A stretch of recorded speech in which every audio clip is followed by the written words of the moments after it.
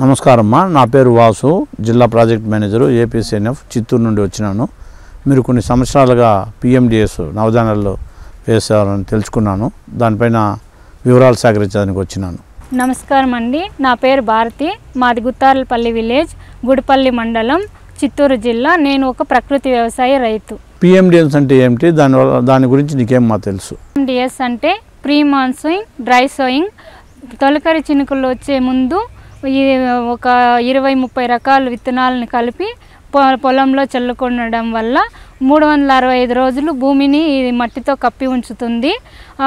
మనము పంట వేసే 2 నెలల ముందు ఈ పిఎండిఎస్ అనేది బీజామృతంతో విత్తన శుద్ధి చేసుకొని మనము పంట చల్లుకుంటాము. దీనివల్ల మనకి పంట అనేది వేపుగా రావడానికి ఉపయోగపడుతుంది. పిఎండిఎస్ ప్రారంభించిన సంవత్సరం ఏది, ఎన్ని సంవత్సరాలుగా వేస్తూ ఉన్నారు? మొదటి సంవత్సరంలో మీరు ఎన్ని రకాల విత్తనాలను ఉపయోగించినారు? పిఎండిఎస్ నేను 6 సంవత్సరాలను ఇంకా వేస్తున్నాను. మొదట్లో 9 రకాల విత్తనాలతో ప్రారంభించినాము. గత సంవత్సరం మీరు ఎన్ని రకాల విత్తనాలతో పిఎండిఎస్ ప్రారంభించినారు? గత ఏడాది 32 రకాల విత్తనాలతో పిఎండిఎస్ వేసుకోవడం జరిగింది. వాటిలో ఈ తీగ జాతివి కాకర, బీర, సొర, ఆకుకూరలు వచ్చి పాలకూరాకు, మెంతికూరాకు, చిలుకూరాకు ఇవి వేసుకున్నాము. సుగంధ ద్రవ్యాల్లో వచ్చి ధనియాలు అవి వేసుకున్నాము. నూనె గింజల్లో వచ్చి సన్ఫ్లవరు, నువ్వులు ఇవి వేసుకున్నాము. అలసంద, అనుప, కందులు ఇవి వేసుకున్నాము పప్పు దినుసుల్లో. రాబోయే ఖరీఫ్ సీజన్లో మీరు ఎన్ని రకాల విత్తనాలతో పిఎండిఎస్కు సిద్ధమైనారు? రానున్న ఖరీఫ్ సీజన్లో 36 రకాల విత్తనాలతో పిఎండిఎస్ వేసుకోవాలనుకుంటున్నాను. మీరు పిఎండిఎస్ వేస్తున్నారు కదా, దానివల్ల ఏ ప్రయోజనాలు కలిగిందో వివరిస్తారా? పిఎండిఎస్ వేసుకోవడం వల్ల భూమిని తేమ శాతాన్ని కప్పి ఉంచుతుంది. ఆవులకు ఆహారంగా ఉపయోగపడుతుంది.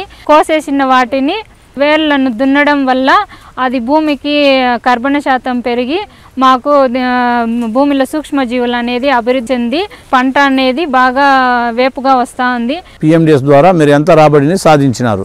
ఆకుకూరలు, కాయగూరలు వీటిల్లో మాకు 3,000 దాకా ఆదాయం అనేది మేము ఇంటికే వాడుకున్నాం. కాబట్టి అది మేము బయట కొనింటే 3,000 రూపాయలు మాకు ఖర్చు అనేది వచ్చింటుంది. మళ్ళీ ఆ పశువులకు అన్ని రకాల విత్తనాలు వేసుకొని కోసేయడం వల్ల ముందు పాలు అయితే మాకు తక్కువగా వస్తానింది. ఇవన్నీ కలిపి వేసుకునేయడం వల్ల ఆవులు కూడా పాలు బాగా వచ్చింది, పాల రేటు వచ్చింది.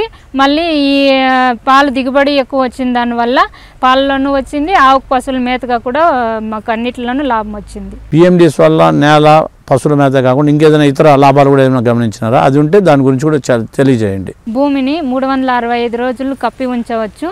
భూమి అనేది బాగా గుల్లబారి సారవంతం అవుతుంది. వానపాములు అనేది కూడా బాగా అభివృద్ధి చెంది పంట అనేది బాగా వేపుగా రావడానికి ఉపయోగపడుతుంది.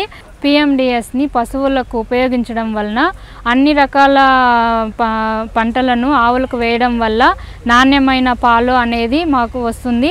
దాన్ని తాగడం వల్ల మేము ఆరోగ్యంగా ఉంటాము. పిఎండిఎస్ ఇప్పుడు కంటిన్యూగా మీరు వేస్తున్నారు అంటున్నారు. దానివల్ల ఏ మార్పుల్ని ఏ విధంగా ఇతర అంటే పెస్ట్ అండ్ డిసీజ్ కానీ, కలుపు మొక్కలు కానీ, నీటి నిల్వ కానీ, నేల యొక్క రకాలు ఎట్లా మార్పు చెందింది ఏమైనా ఉంటే వివరించండి. పిఎండిఎస్ వేయకముందు మాది భూమి అనేది చాలా గట్టిగా, ఏదో నీళ్లు పారితే తలక పైన పోసినట్లా ఒకరోజు పారితే ఇంకో రోజు ఎండిపోతా ఉన్నింది. కానీ పిఎండిఎస్ వేయడం వల్ల ఏమైందంటే భూమి అనేది బాగా గుల్లబారింది. కలుపు అనేది కూడా మాకు చాలా వరకు తగ్గింది. ముందు కలుపు అయితే ఎక్కువగా వస్తానింది, ఇప్పుడు కలుపు అనేది కూడా తగ్గింది.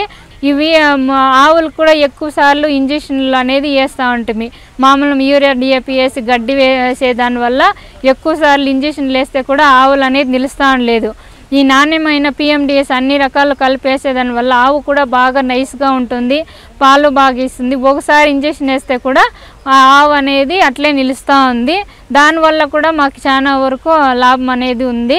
మొత్తము ఒక 20 రోజుల్లో ఒక ఆకుకూరలు వస్తుంది.